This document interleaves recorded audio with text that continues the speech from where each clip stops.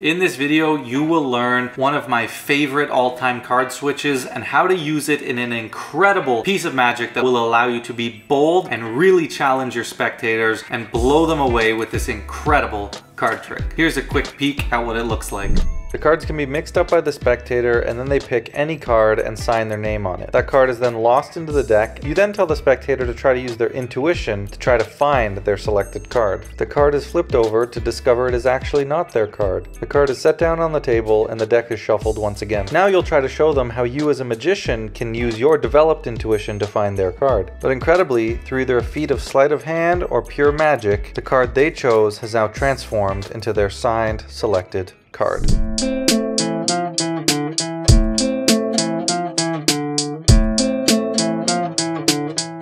What is good, guys? It is Reed and welcome back to another video. Today we'll be learning my effect called the Perfect Dealer. This is an incredible effect, something I created a long time ago that is just a lot of fun to do and allows you to really be bold with your magic and uses a couple of fun Madison moves along the way. If you guys would like to check out some private lessons from me where you can get one-on-one help directly from me and learn any of my best effects or get help on anything you'd like, including the cull, the bottom deal, mentalism, propless mentalism, whatever it is, you can check out private lessons at the link in my description. I have some deals going on right now for some lesson packages where you can save a lot of money and get some lessons free, so go check that out right now. Or if you'd like to sign up for my mentalism membership where you can learn some of my best mentalism. And currently we have over 15 brand new mentalism effects that I haven't taught anywhere on the channel. You can go check that out, link in the description, or join up here. But let's get right into the tutorial. All right, guys, so for this effect, it is a fun little effect that I used to perform all the time. Now I gotta give some credit to Daniel Madison here. It's gonna use a couple of his moves and ideas. It was something I kind of came up with when I was a big fan of his. One thing that I am gonna get to touch on here is sort of my handling on one of his switches. I believe he calls it the Madison switch. One of my favorite card moves, not something I use much anymore, but I just love it.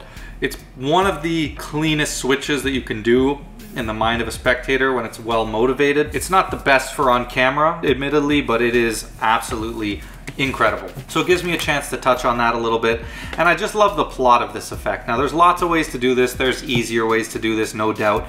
You could simply do it with a top change. But this is one of those fun effects. It's one that you can try these more bold, risky palming sleight of hand techniques, which it's always fun to do and get away with in performance. It's one of those effects where the routining really gives you the opportunity to try these because it's well hidden and everything happens in the offbeat and everything's well justified. And the plot is just unique. It's fun, right? The spectator goes through, they pick a card and then it's lost in the deck, and then you try to get them to find their card. And it has sort of a remnants of the Chicago opener because they turn over and they find it's not their card. And then you as the magician go through and take another chance to find their card, but you end up picking the same card as them that's been left off to the side, and it ends up becoming their card. So of course you want to use a clean switch for this. Again, you could use something easier, but I'm going to teach you the way that I used to perform this effect. And I really used to perform this effect quite a bit. You know, it's a kind of one-on-one type effect, but if you have a table and you're sitting across from someone, it is really good. Not gonna lie, it is good. So what you're gonna do is you're gonna have a card signed and selected by the spectator, and you're gonna have that card controlled to the bottom of the deck. So there's lots of different options. I used to use a straddle pass a lot. I've taught the straddle pass in a bunch of detail here if you'd like to learn it, but essentially I would take that card and squeeze it and pass it to the bottom of the deck, and at speed you can do that really quickly like that. That is a bit trickier, so an easier thing you can do is have them touch a card, flip it over and have them sign it in your hand like this. And then when you turn it back over, you're gonna just push it underneath straight into a spread cull. Okay, I've taught the cull in a bunch of detail here if you'd like to learn that and see a tutorial on that. And then you can spread all of those cards and load that onto the bottom. Another bonus of this method is you can load it straight into palm. So from this point, we're gonna be pushing that card off into a Tenkai palm, which looks like this. Now I have a full masterclass on the Tenkai palm if you'd like to learn how to do this load, if you'd like to learn how to hold the palm, that is all there. This is not the video for that. Basically, you'd have to do this extra move like this to get it into Tenkai palm. But if you do this particular cull control, when you're closing the spread, you can just push the card back a little bit, which will allow you to get it straight into palm as you square up the deck. So that's what I'll talk about here. So from the underneath, you're gonna pull it You're gonna put it about halfway down. So when it's halfway down, now you have this big mess. So as you come over top to square it, you're gonna bring the thumb to square everything, and this gets you in a perfect position to use these fingers to pivot this card, and you'll now find it's right in a Tenkai palm. And you're just gonna use the thumb to close down on it as you pull the hand away, and you have it in Tenkai. And from the unexposed view, this actually looks really, really good because it just looks like you're squaring the cards and you can take it away instantly. So that is one of my favorite ways to do it in Tenkai Palm, and that is how I would now do this effect. So you'd have them touch a card, they'd sign it, and then you'd control it into the call. And this is similar to my convincing control cop, which is sort of taking this cull control, which has also been dubbed sort of the Marlowe convincing control. When you do it in this way, usually you would align 2 cards for that and do the cull. But basically my idea was doing this and putting it directly into a gambler's cop straight from that position. So this is kind of utilizing those same mechanics. So I'll link that video here as well if you would like to look at that in a bit more detail. Now, once this card is in palm, you want to still kind of use this hand, right? So you'll keep it down at your side. You'll have it turned in slightly, but you can kind of move your fingers like this. What I would then do is take your left hand and spread the deck, and this is when I would use this hand to kind of poke through a bit on this side of the deck. I wouldn't go over to here because you're going to expose it, but over here you could say, now look, you're going to go through and you can touch any one of these cards you want and just really try to feel where your card is and pull it out. You can even have them shuffle. I'd usually have them shuffle at this point and say, you know what, actually give this deck a shuffle. And when they're shuffling, I think this is the most natural way to have your hands just on top of each other. You don't want to do this. You know, this hand starts to look weird when it's isolated like that. So I'll do this. Then you can have them spread and then really kind of milk this moment. Have them go through. You know, you can pick any one of these cards. And now let's say they take out this one.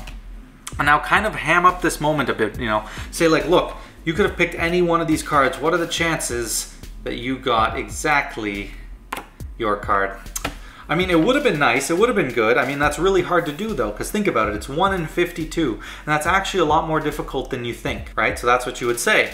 And then you can pick up this card and you're gonna just casually kind of hold it in your hand like this. And now the next thing you wanna do is you wanna square up the deck. This is gonna be important before you go into anything else. You're gonna square up the deck as you continue to talk and tell them how that would have been impressive, that would have been pretty neat, but it's very difficult because it's 1 in 52. Now you're gonna pick up their selection, face up in your hand, and kind of just bounce it around a bit and say, I mean, that would have been good. You know, it's not easy, it's 1 in 52.